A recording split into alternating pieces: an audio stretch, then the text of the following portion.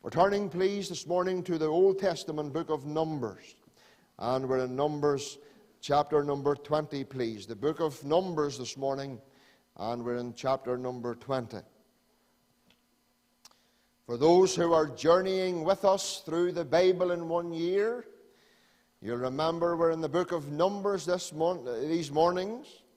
And when we were reading Numbers 20, God stopped me here. And I couldn't read on any further. And the more I read over the chapter again, the more God gave me his message for this morning. We're in the book of Numbers, chapter number 20, and we're coming to verse number 1, please. Verse number 1. Then came the children of Israel, even the whole congregation, into the desert of Zin in the first month. And the people abode in Kadesh, and Miriam died there and was buried there. And there was no water for the congregation, and they gathered themselves together against Moses and against Aaron, and the people chode with Moses and spake, saying, Would God that we had died when our brethren died before the Lord.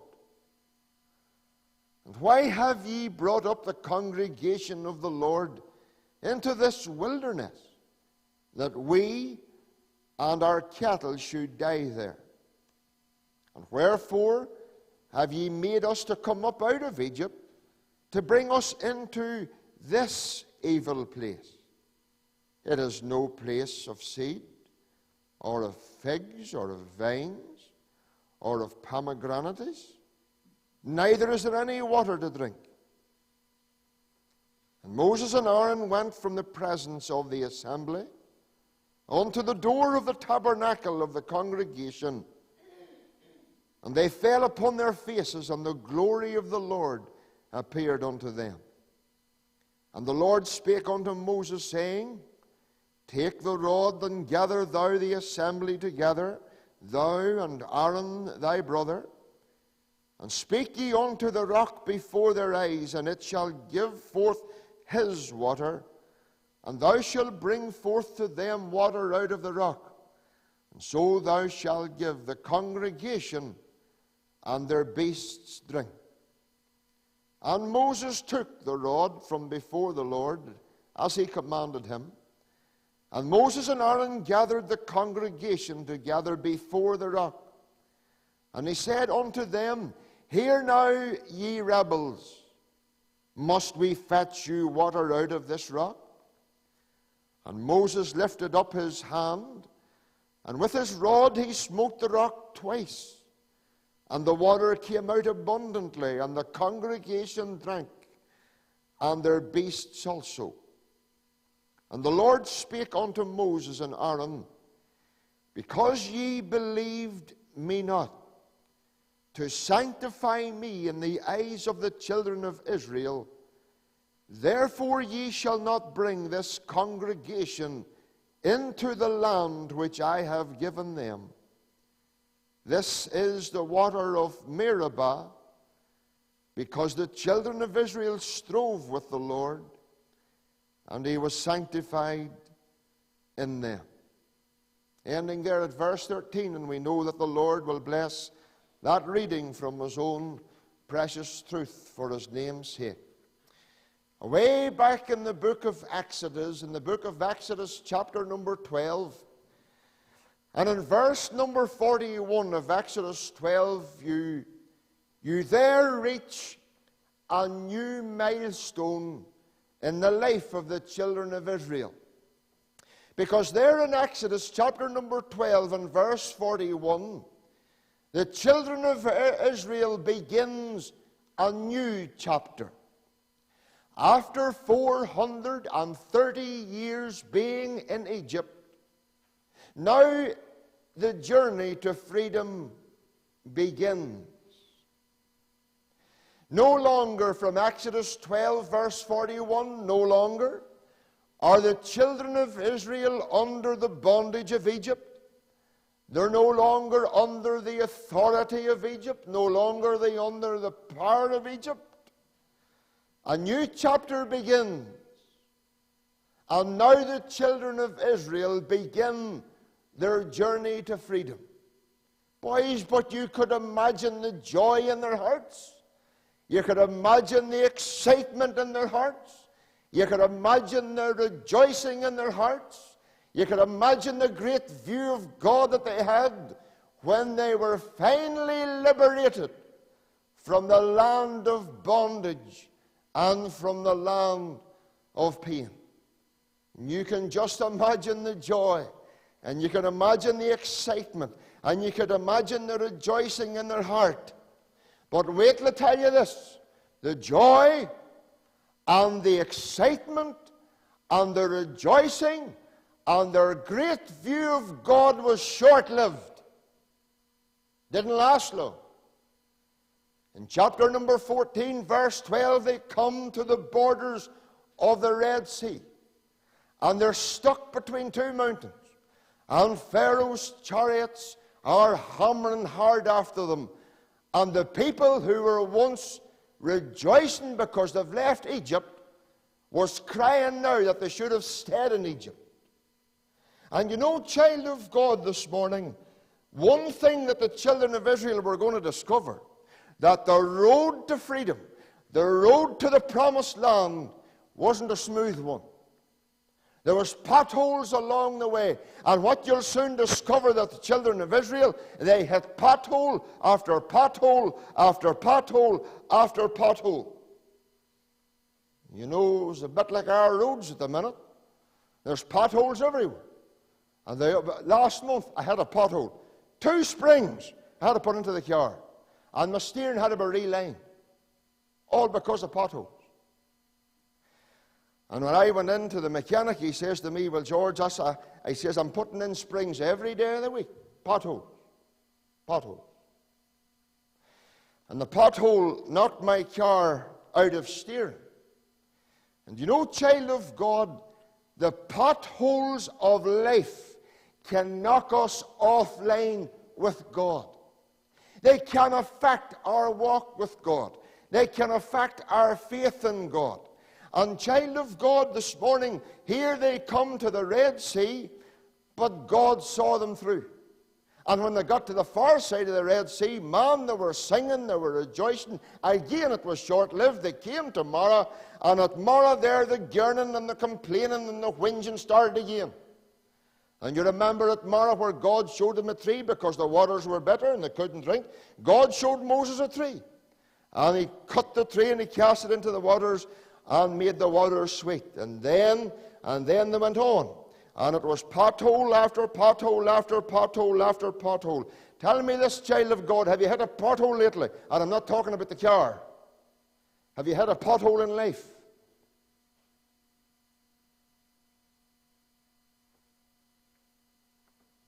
And that pothole has affected your faith. That pothole has affected your family. That pothole has affected your future. And you've hit some pothole in life, maybe recently. And life for you at this very minute is so different.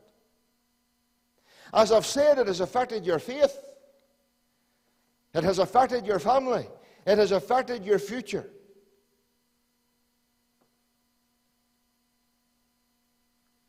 Maybe that pothole has to do with your employment.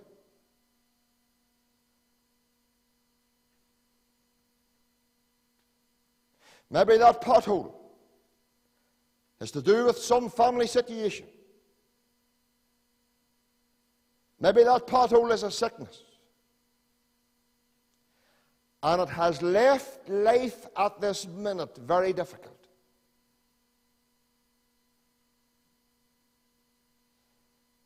But this morning I want to come to a pothole that the children of Israel have hit here in Numbers chapter number 20. And I want to use as my text this morning the opening words of verse 13, where it says, and this is the water of Meribah. And I want to talk about Moses at the waters of Meribah. I want to talk about the place Meribah this morning. That's what I want to talk about. That's what the Lord has led in my heart. This place called Meribah.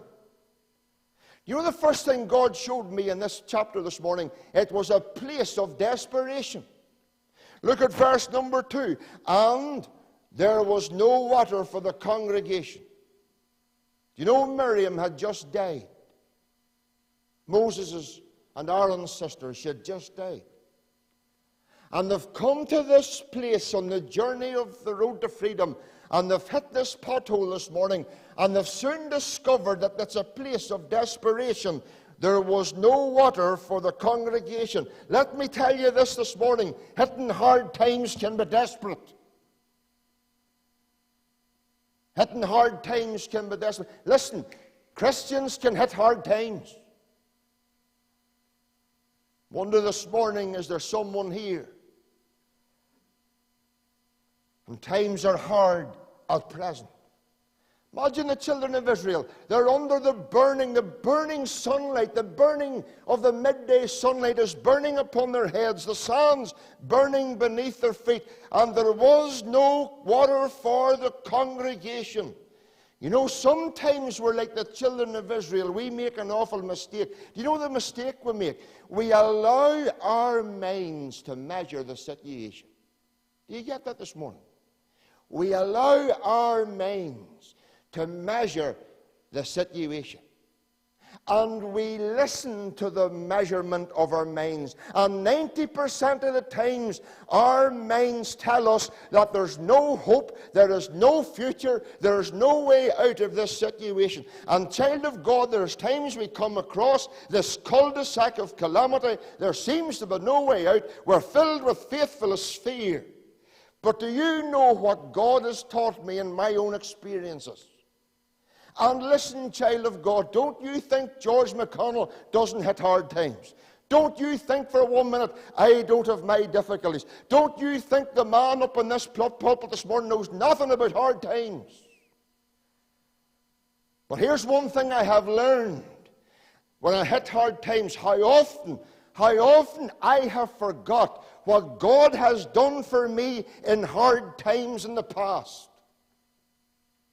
Sometimes I'm very forgetful at times. Tracy will tell you that right enough. But I can be very forgetful. You think of the children of Israel here. They had forgotten what God did for them at the Red Sea. They had forgotten what God did for them at Marah. They had forgotten what God did them in the difficult times of the past. No matter what God did for the children of Israel in the journey that they've made so far, the people had forgot about the goodness and the power of God. They had lost their view. They had lost their memory of what God had done for them in the past. Listen, child of God, can you cast your mind away back till another day past where you thought you would never get out of that situation? You thought you would never overcome that problem. You think you would never see the end of that thing that was worrying you. But God in His miraculous power and intervention saw you through it. Let me say something, child of God, this morning. Let me say something. Are you listening now? God at times doesn't just bring you to the pothole in life. He doesn't just bring you to it, but He'll always bring you through it. Will you remember that this morning, child of God? Maybe there's someone here this morning. Yes, and you're at a place of desperation. I don't know. Maybe you've somebody here this morning and you've lost your job. No income coming in now.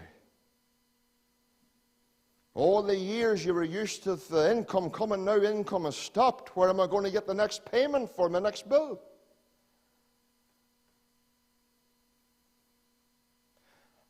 You're asking yourself the question, how am I going to cope now? How am I going to survive now?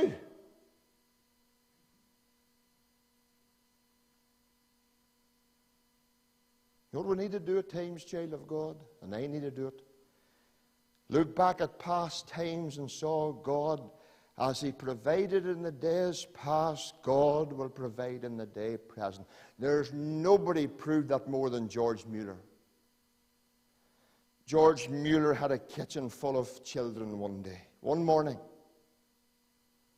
The tables were all set. And he hadn't one drop of milk. He hadn't one piece of bread to give them. The tables were all set. The children were there. Not a thing was in the cupboards. Not a piece of food was there. You know what George Mueller did? He gave thanks to the Lord for what wasn't there. And he hadn't given thanks, his thanksgiving, he hadn't just finished to the amen when the door knocked. Somebody went to the door. And there was a baker who was a neighbor up the street. And the neighbor says, listen, I don't know what way yours are fixed, but something woke me up last night and I couldn't sleep. And I had this burden in my heart to bake bread for the orphanage. And they wheeled in baskets of bread. And the next thing was door knocked again. And it was the milkman. In those days it was a cart. And the wheel fell off the cart. He couldn't get the milk delivered. Didn't know what to do with the milk. And the milkman brought all the milk into where George Mueller needed it. Do you know something, child of God?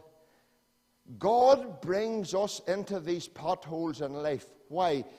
For you and I to get to know Him in a better and in a more powerful way. God brings you and I into the difficult situations in life, child of God, to prove Himself to us. It was a place of desperation. There was no water for the congregation. What are you in a desperate place this morning? Well, you notice something else about verse 2. It was a place of confrontation. Oh, boys, you'll always get the people again you. Verse number 2. And there was no water for the congregation, and they gathered themselves together against Moses and against Aaron. Now, here's a big lesson for leaders, spiritual leaders.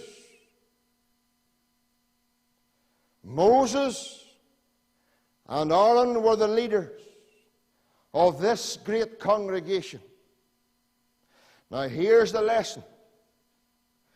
When the Lord appoints leaders, spiritual leaders, remember it's the Lord appoints the spiritual leaders. God expects His spiritual leaders to follow His leading at all times. I want you to remember that, spiritual leaders, this morning. God expects you and God expects me to follow His leading at all times. At all times. No matter what that leading may lead us into. No matter what the people may say, no matter what the people may think, we have to follow the leading of God. Moses and Aaron were following the leading of the Lord here. It was the Lord that brought them here. It wasn't the devil that brought them here. It wasn't Moses and Aaron that brought them here. It was the Lord that brought them here. Moses and Aaron were following the leading of the Lord. You know, child of God, sometimes the Lord leads us into those difficult times, into those difficult places. And I've said this morning already, when God leads us to those difficult times, God will lead us through those difficult times. Sure, He did it in the past. He did it in the past.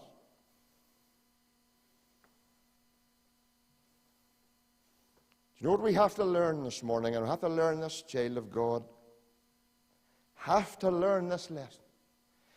God is not only sovereign in the best of times, God is sovereign in the worst of times.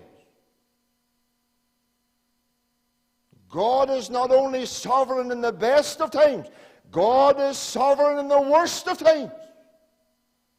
In the worst of times.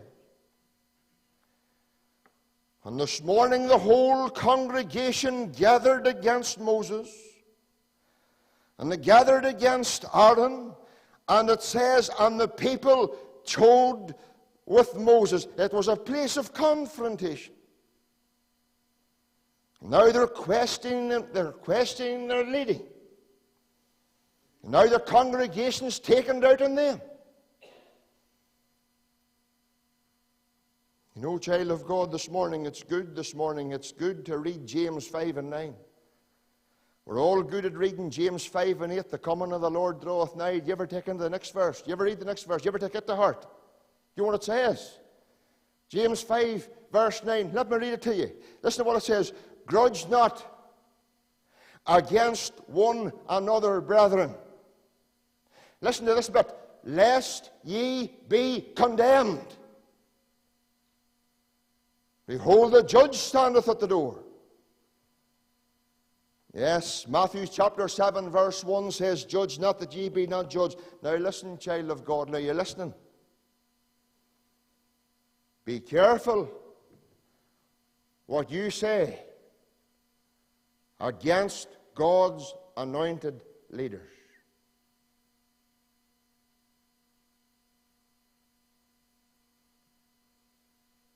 Now, first of all, I want to say I'm not perfect. I make mistakes. But you need to be careful this morning what you say against God's spiritual leaders and the manner in which you speak against them. Because God will take you into account. Remember what happened in Numbers chapter 12? Remember that? Do you remember what happened? Aaron and Miriam were speaking against Moses, and God heard it, and God called the three of them to the door of the tabernacle because he says, come here a minute to talk to you. And God had to say to them, Moses is my servant, and God is my leader. Or Moses is my servant. And I'll tell you, friend, Miriam became leprous. And I want to stress this morning, child of God. I want to stress this. It's a very dangerous thing to talk against the Lord's anointed. What did David say? Who has touched the Lord's anointed and is guiltless? The place of confrontation. Then I want you to notice verse 6 and 7. It was a place of revelation. Verse 6, and Moses and Aaron went from the presence of the assembly unto the door of the tabernacle of the congregation, and they fell upon their faces. But listen to this. And the glory of the Lord appeared unto them, and the Lord spake unto them, saying, do you know what God revealed? God revealed, first of all, his presence. Now listen, child of God, are you listening very carefully? This is what the Lord wants you to know. There's nothing you face, and there's nothing you go through in life that God is not there. Will you take that to heart this morning? No matter who's against you, no matter what you come up against, no matter what comes into your life, nothing you will face, nor no one you will face that God is not there for you. Listen, child of God. God never walks out on his children. God never walks out on his children.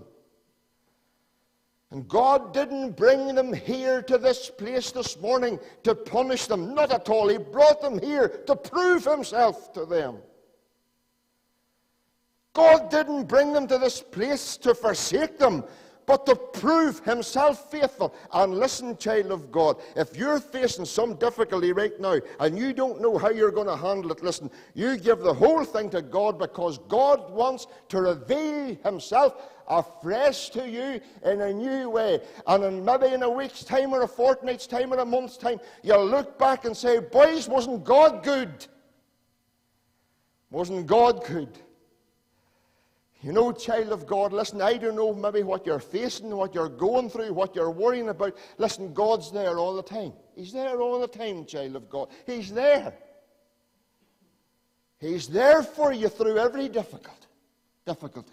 He's there for you through every problem. He's there for you for everything that's worrying you. He's there for you. Boys, but he is. What did he say in Hebrews 13:5? I will never leave you nor forsake you. The place of revelation. He revealed his presence. And if you read on from verse 8 right through, he reveals his plan. Listen, God always has a plan. God always has a plan. Listen, he brought them into this difficult place this morning. He brought them here, but he didn't bring them here without a plan. God always has a plan. I remember the time when I lost my job on direct loans when I was paid off. Friend, I can tell you, Tracy and me wondered how we were going to pay our mortgage. But God had a plan that I didn't know about until he revealed that plan at that particular time. And I was led to Paul Thompson's in those days. And I was brought into another employment, in another different sphere of employment altogether. And I'll tell you, it was part of God's plan, because there was a man who worked in that place called Joe Thompson. He was Paul Thompson's father. He was never a preacher, but he taught me so much that I believe today what Joe Thompson showed me and encouraged me has brought me to where I am today, and I believe it was all part of God's plan. Sometimes unemployment is part of God's plan. Sometimes the horrible things are part of God's plan, child of God. God always has a plan. And if you're facing a difficult moment at this present in time, believe me, God is there and he has a plan. It was a place of revelation. Verse number 10. It was a place of aggravation. Boys, take a look at verse 10. And Moses and Aaron gathered the congregation together before the rock. And he said unto them, Hear now, ye rebels, must we fetch you water out of this rock? And Moses lifted up his hand, and with his rod he smote the rock twice, and the water came out abundantly, and the congregation drank in their beasts. Listen, it was a place of aggravation. Now, are you listening, child of God? Because this is important, and for us spiritual leaders, are you listening? Never let people aggravate you in any one way. No matter how they speak to you, or no matter how they treat you. Because when people aggravate you, you'll do one of two things.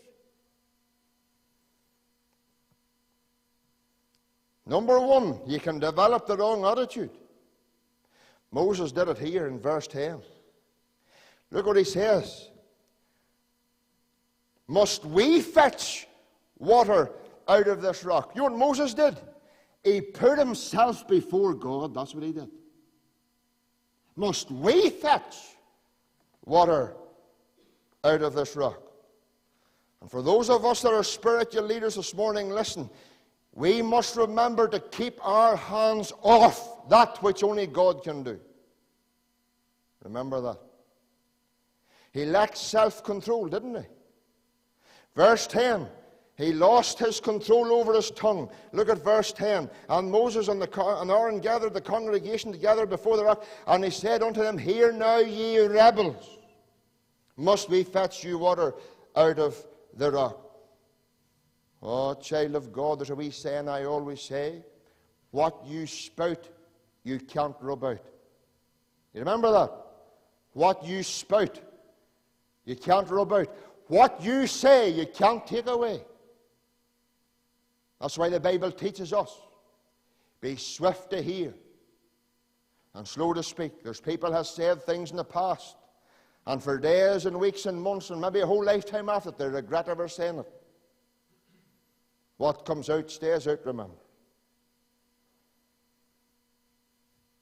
The Lord Jesus is the perfect example, you know, of what Moses wasn't.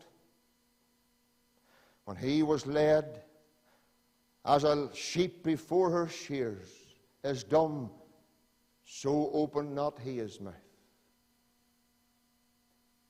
And sometimes, child of God, it's good to learn to keep it zipped. People aggravate you. Don't jump. And people aggravate you and come at you. You can not only display the wrong attitude, I can tell you, you can display the wrong action too. Boys, wasn't Moses a powerful man for taking things the wrong way? He smashed the tables of stone. He killed the Egyptian. But look at verse 11. He not only here can't control his tongue, he can't control his temper in verse 11. And Moses lifted up his hand and with his rod he smote the rock twice. He smote it twice. See, when you lose your temper with anybody, are you listening? When you lose your temper with anybody, you lose your testimony. Here's another wee one for you. When you lose the rag, you lose your respect.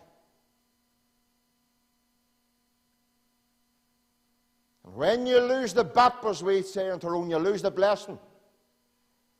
You lose the blessing.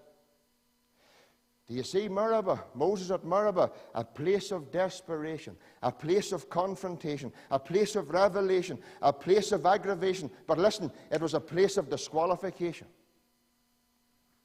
Take a look at verse 12. And the Lord spake unto Moses and Aaron, because ye believe me not to sanctify me in the eyes of the children of Israel, therefore ye shall not bring this congregation into the land which I give on them. Now, why was it a place of disqualification? I'll tell you, because he did what God didn't tell him to do. God just said to Moses, speak unto the rock. He wasn't disqualified because he smote it twice. He was disqualified because he disobeyed God. In Exodus chapter 17, he was told to smite the rock there at that time. And we know the rock is a picture of Christ. He smote the rock once there. He was told to do it. He wasn't told to smite the rock here. Not even once. He was just to speak in it. Speak to it. It says he smote the rock twice. Do you see, if he'd have smote the rock once, he still would have been disqualified. Because Christ was smitten once at Calvary. And once Christ was smitten once, then the waters of eternal life come freely to those who ask him. And there's a place of disqualification.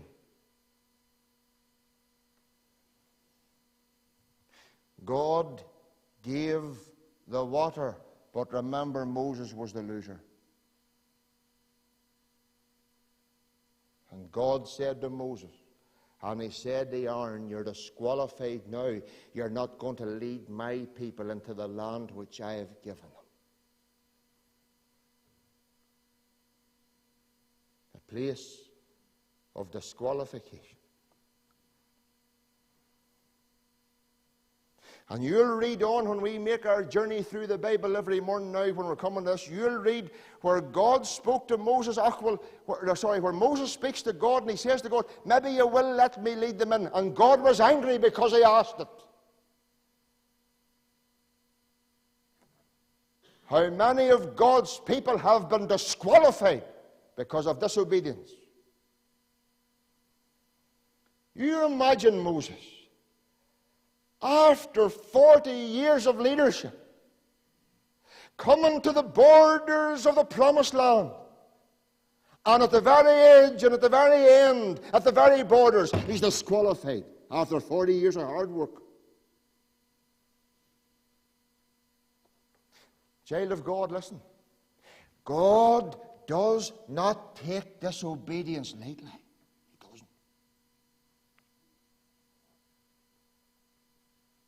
Even though you're a leader, he doesn't take disobedience lightly.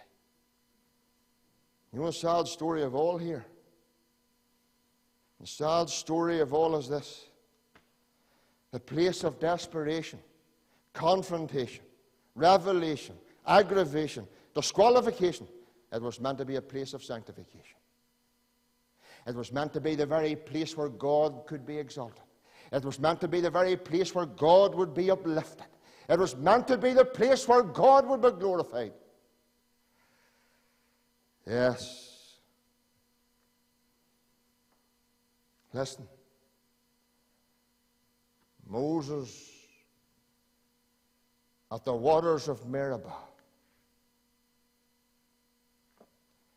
instead of getting the blessing, he made a blunder